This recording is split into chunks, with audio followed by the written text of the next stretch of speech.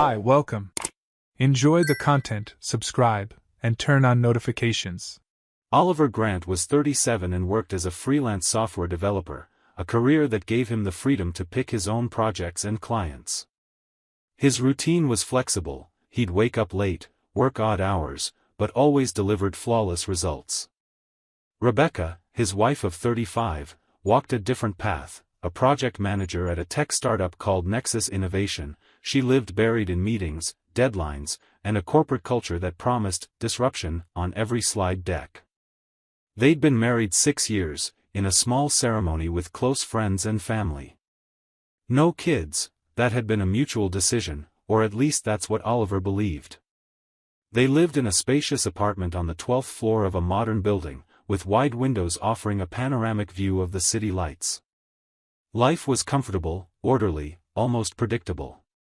Oliver worked in his makeshift office in the second bedroom. Rebecca left early and came home late, and on weekends they tried to keep some couple rhythm: brunch, binge-watching shows, occasionally a walk.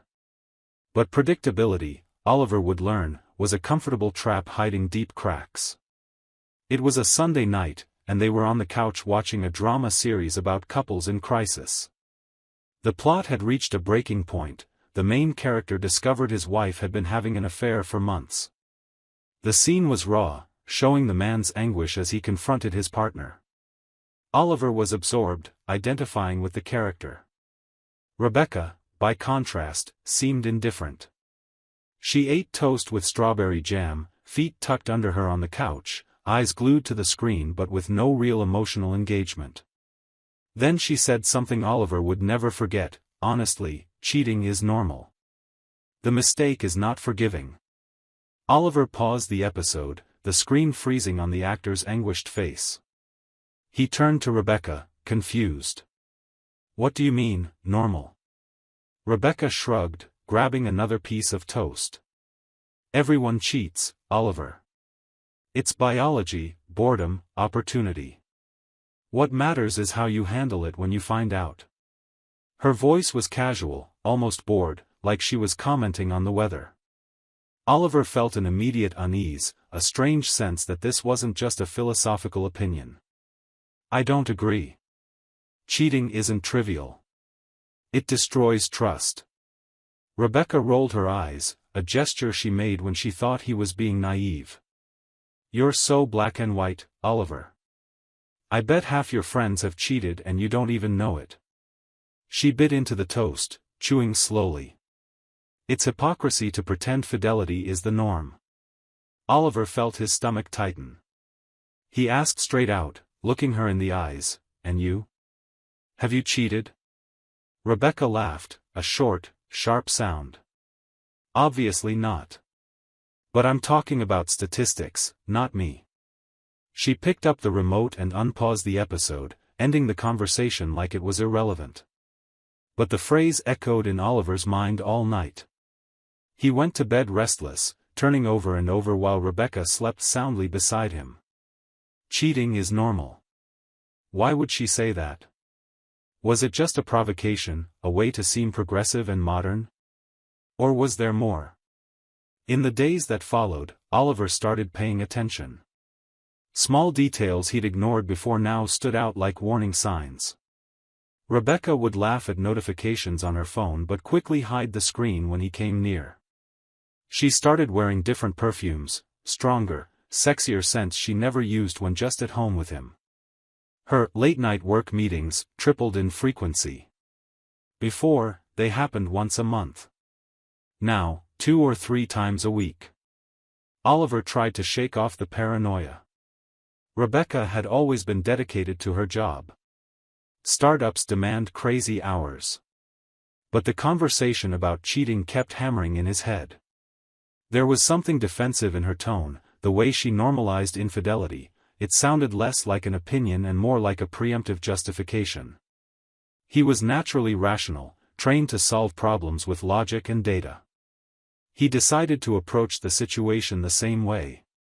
On the following Wednesday, while Rebecca was at work, Oliver researched private investigation agencies. He found Apex Investigative Services, a discreet company with good online reviews. He called, explained the situation without going into too many details, and hired a 10-day surveillance period. The idea of spying on his own wife made him sick, but the alternative, confronting her based only on intuition, felt worse. If he was wrong, he'd destroy their trust for no reason. If he was right, at least he'd have proof. The 10 days dragged on. Oliver kept his routine, working on projects, talking with Rebecca at dinner, watching shows at night. She showed no sign she knew she was being watched. She stayed cheerful, sometimes even more affectionate than usual, which only deepened Oliver's confusion. The first report arrived by email on a Friday afternoon. Oliver opened the PDF with trembling hands. He read every line, studied every photo. The result: no activity outside the norm. Work and home routines confirmed. Movements consistent with declared activities. Oliver felt immense relief, followed by a wave of guilt. He'd suspected her without cause. Rebecca was faithful. The conversation about cheating was just talk. He almost called the agency to cancel any further surveillance. But something stopped him. Maybe it was intuition, that quiet voice in the back of his mind that insists even when reason says otherwise. Maybe it was her tone that night, the certainty with which she defended normalizing infidelity. Maybe it was fear. He authorized another 10 days of surveillance. The second report came on a cloudy Thursday. Oliver was in his office, working on a user interface for a client in Texas, when the email notification popped up. He opened the file. The first photo hit him like a punch to the stomach. Rebecca was stepping out of her car, parked in front of a simple single-story house in a neighborhood Oliver didn't recognize. The house had a small front yard, a low wooden fence, and a faded blue door. Rebecca wore a dress he knew, the gray one she called comfortable for long workdays. She carried a small bag and looked around before walking up to the door. The next photo showed a man opening the door. He looked about 44, with brown hair lightly streaked with gray, a stubbly beard, wearing a plain t-shirt and jeans. He smiled at Rebecca. She smiled back, a smile Oliver recognized. The same one she used when they were dating, years ago. The report identified him, Gavin Clark, 44, full-time rideshare driver. Single. No criminal record. Has lived at this address for 3 years. The following photos documented the timeline. Rebecca entering the house at 8:07 p.m. No visible activity for hours. Lights on inside. Curtains closed. Rebecca leaving at 1:15 a.m., hair messy, blouse wrinkled, shoes in hand. She got in the car, checked her reflection in the rearview mirror, fixed her hair, and drove back home, where Oliver, presumably, slept unaware. Oliver read the report 3 times, as if repetition could change the content. His hands shook so badly he had to set the phone on the table. The room around him seemed to tilt, the walls closing in. He didn't cry. Didn't scream. Just sat there, processing the destruction of 6 years of marriage in 16 digital photos. After an hour frozen in place, Oliver made a decision. He wouldn't confront her yet. He needed more information. Rebecca was smart, articulate. If he confronted her with just photos, she could invent explanations, manipulate the narrative. He needed context, irrefutable proof. He remembered that Rebecca's phone was linked to their shared iCloud backup, a setting they'd made years ago to easily share vacation photos. Oliver opened his laptop, logged in, and searched for messages. What he found was devastating. Messages with Gavin dated back 8 months. The first was from him: "Hi. I was your driver last night. You left your wallet in the car. Can I drop it off tomorrow?" Rebecca replied, "Thanks. Didn't even notice. Where can we meet?" From there, the messages evolved. Light flirting at first, comments about music, jokes about traffic, smiling emojis. Then more personal. Rebecca shared about her day, complained about work, vented frustrations. Gavin responded with attention, asked questions, showed genuine interest. Within 2 weeks, they were making plans. Coffee dates. Walks. A discreet dinner at a distant restaurant. Then the first mention of his house. Why don't you come over here? More private. Oliver scrolled through the messages, each line piercing deeper. Rebecca said things she'd never said to him. Oliver is too predictable. With you, I feel intensity. And, you make me remember what it's like to be alive. And the worst of all, with you it's different. It's real. Gavin responded with sappy romance, calling her my queen, talking about future plans, trips they'd take, places they'd visit, a life they'd build. He didn't know Rebecca was married. In the messages, she presented herself as single, an independent woman who didn't believe in marriage and preferred living without strings. Oliver closed the laptop. He rested his head in his hands, breathing deeply. The pain was physical, a tightness in his chest that made breathing hard. But alongside the pain grew something colder, more controlled, clarity. Rebecca hadn't just cheated. She'd built an alternate narrative, lied to Gavin, and tried to condition Oliver to accept infidelity as normal, maybe preparing the ground for eventual discovery, maybe just justifying to herself what she was doing. Oliver didn't sleep that night. While Rebecca snored softly beside him, he formulated a plan. There would be no dramatic scene. No yelling, no begging. He'd handle this like fixing a bug in code, identify the problem, isolate the cause, eliminate the error. The next morning, Friday, while Rebecca was at work, Oliver sent all the evidence, photos, messages, the agency's report, to his lawyer, Marcus Brennan, an old college friend now specializing in family law. Marcus called within an hour. Oliver, these proofs are solid. You want to file for divorce? Yes. All right. I'll prepare the paperwork. Takes about 2 days. Do you want her officially served, or do you want to talk to her first?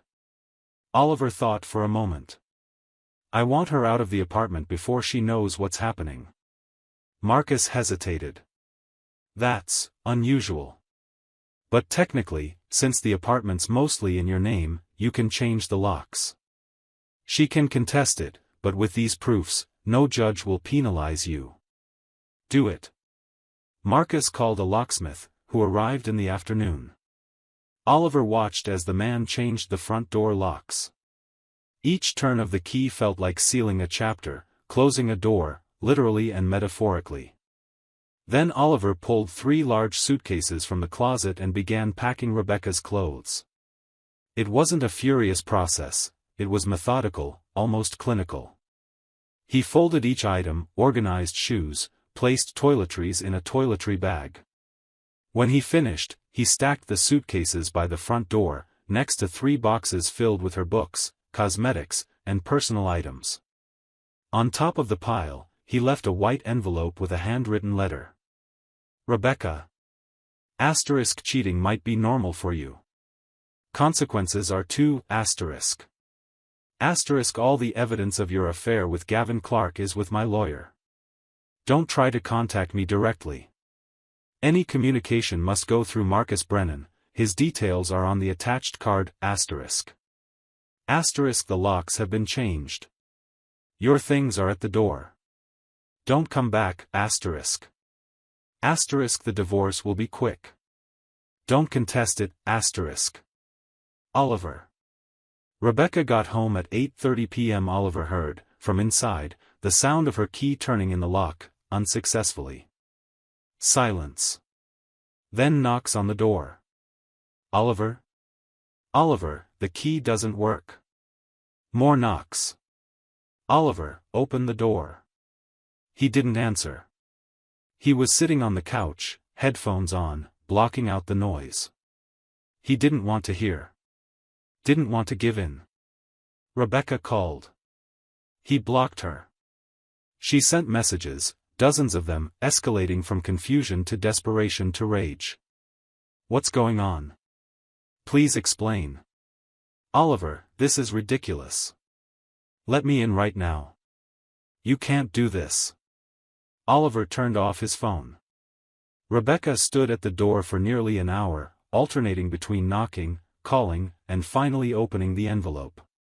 He heard, through the thick door, a muffled scream, probably the moment she read the letter and saw the printed photos Marcus had suggested including. Then silence. She picked up the suitcases and left. The days that followed were a haze. Oliver worked mechanically, answered client emails, met deadlines. Marcus updated him on the process. Rebecca had hired a lawyer, but the evidence was so solid there was no room for contestation. With no kids, the division would be mostly financial. The apartment, registered 70% in Oliver's name since before the marriage, would stay with him. Rebecca would have to repay $15,000 withdrawn from their joint account over the months, money that, they later found out, she'd used to pay for expensive dinners, gifts, and even help cover Gavin's expenses. In desperation, Rebecca tried to find Oliver in person. She went to the building, but the lobby had orders not to let her up. She tried going to a client's office where she knew Oliver occasionally worked in person, but he'd already warned security. With no options left, Rebecca decided to tell Gavin everything, hoping for emotional support.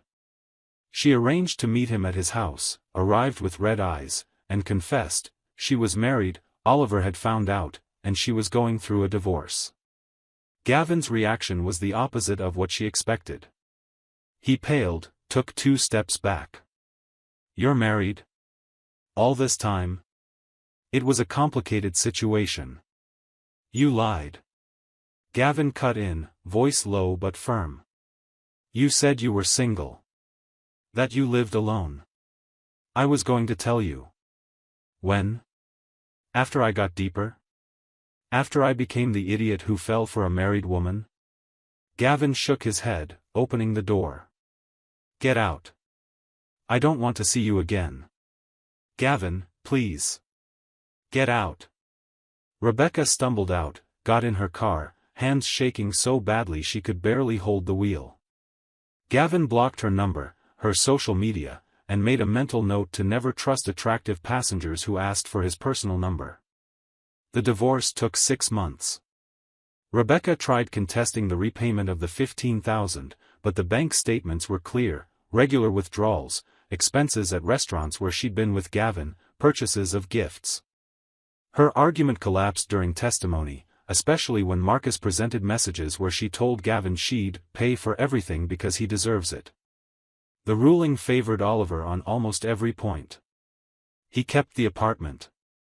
Rebecca had to repay the money in monthly installments over 2 years, and she also covered the legal fees. But the final twist came from an unexpected place. 3 months after the divorce was finalized, Oliver got a call from James, a former colleague of Rebecca's at Nexus Innovation. Oliver? I don't know if you know yet, but Rebecca got fired. Oliver sat down. When? Last week. Officially for violation of conduct policy, but everyone knows the truth. She was having an affair with Andrew Tillman, the company's software vendor rep. They were caught in a compromising situation in the conference room after hours. Oliver closed his eyes. Not Gavin. Another person. Maybe there'd always been others. I thought you should know, James continued. She isn't doing well. Had to move back in with her parents in another state. I think it was Oregon. Oliver thanked him and hung up. He felt a pang, not pity, not satisfaction, just a cold confirmation that Rebecca wasn't the victim of a momentary mistake. It was a pattern. The months that followed were about rebuilding.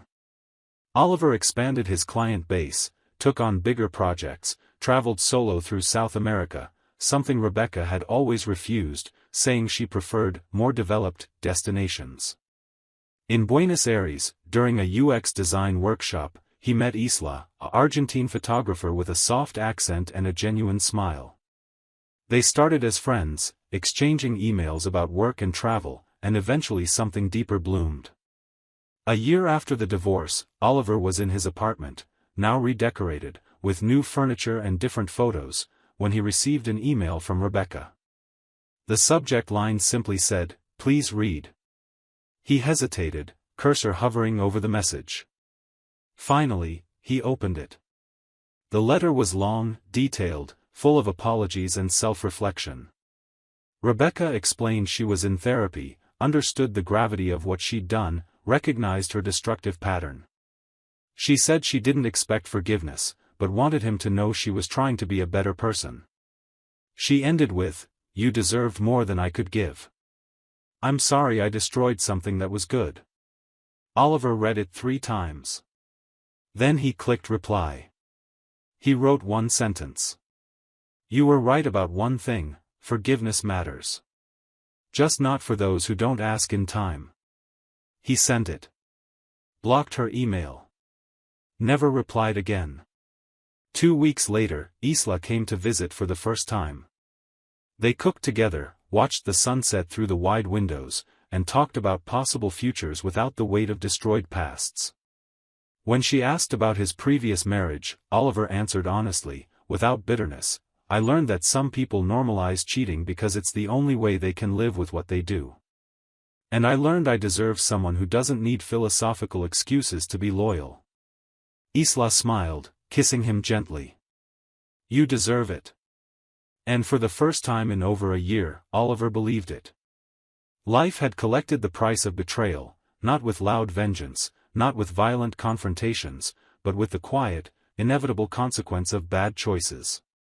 Rebecca lost a marriage, a partner, financial stability, a job, friends, and finally, the narrative she'd built to justify her actions.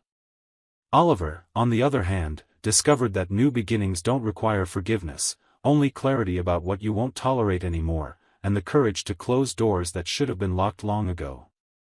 And when he thought back to that conversation on the couch, to the phrase Rebecca had tossed out so casually, "Cheating is normal," he finally understood. For her, maybe it was. But the consequences were normal too. Inevitable. Fair. And he moved on, not looking back, not because he forgot, but because he finally understood that some people don't deserve even the effort of resentment. Just indifference. Thank you for watching the video. If you enjoyed it, don't forget to subscribe to the channel and turn on notifications so you won't miss any updates. See you next time.